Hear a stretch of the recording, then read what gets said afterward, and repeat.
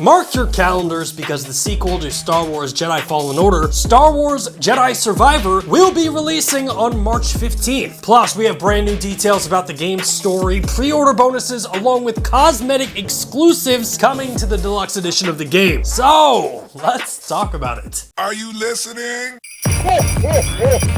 Welcome back. Today we get to talk about Star Wars, which any day that we get to talk about Star Wars immediately becomes a fantastic day. And just by some case, if you haven't heard the news yet, Star Wars Jedi Survivor suffered a massive leak this morning as the game's Steam page temporarily went live, revealing new details including the game's release date of March 15th, 2023. Now this game is obviously the follow-up to the fantastic 2019 Star Wars Jedi Fallen Order, which originally introduced fans to Cal Kestis, a Jedi Padawan forced out of hiding during Star Wars' Order 66. Now, according to today's leak, Star Wars Jedi Survivor will take place 5 years after the events of Fallen Order, as the galaxy descends further into darkness. Cal will find himself surrounded by threats new and familiar. As one of the last surviving Jedi Knights, Cal is driven to make a stand during the darkest times, but how far is he willing to protect himself, his crew, and the legacy of the Jedi Order? But that's not all, because today's leak also revealed that Star Wars Jedi Survivor will see the return of the game's cinematic combat system with the addition of new force abilities and new lightsaber fighting styles, along with new enemies to fight, new planets to explore, larger playable areas offering hidden rewards, and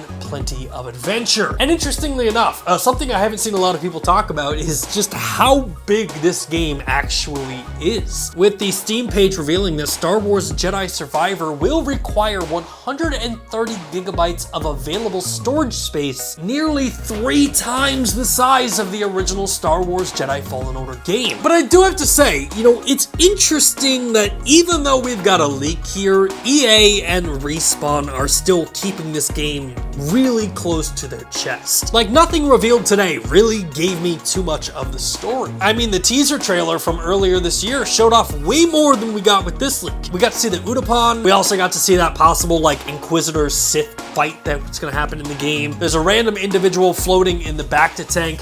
Knowing all of that, looking at today's leak, I mean, we really didn't get much more information outside of you're gonna be able to explore larger planets, there's gonna be new fighting styles, and of course, Cal is now a Jedi Knight. However, in a developing part of this story, luckily, we're not gonna have to wait much longer, as following the leak, it was revealed that during Jeff Keighley's Game Awards, we will see a brand new story trailer for Star Wars Jedi Survivor, and of course, the Game Awards are taking place this week on December 8th. And not to pour salt and wounds here, but it's definitely worth pointing out, 5th year in a row, Nerf Gaming News gets snubbed at the Game Awards. I'm not saying Jeff Keighley hates me, but why do you hate me, Jeff? Now, going back to this leak real quick, another reveal that's definitely worth talking about are the pre-purchase bonuses, with players who pre-ordered the game receiving an Obi-Wan inspired Hermit cosmetic set, which includes a blaster, lightsaber, and costume set for Cal. And this is something that I don't see a lot of people talking about with today's leak, because this is probably the biggest reveal of today's news. Cal will likely be a blaster-wielding Jedi. As remember, in Fallen Order, we never really got the mechanic of firing a blaster, so it's interesting to see them say we're going to be getting a cosmetic skin for a blaster that we never got to use in the first game, but leads me to suspect that in the upcoming game, Cal's just going to have a lightsaber in one hand and a blaster in the other and just be like,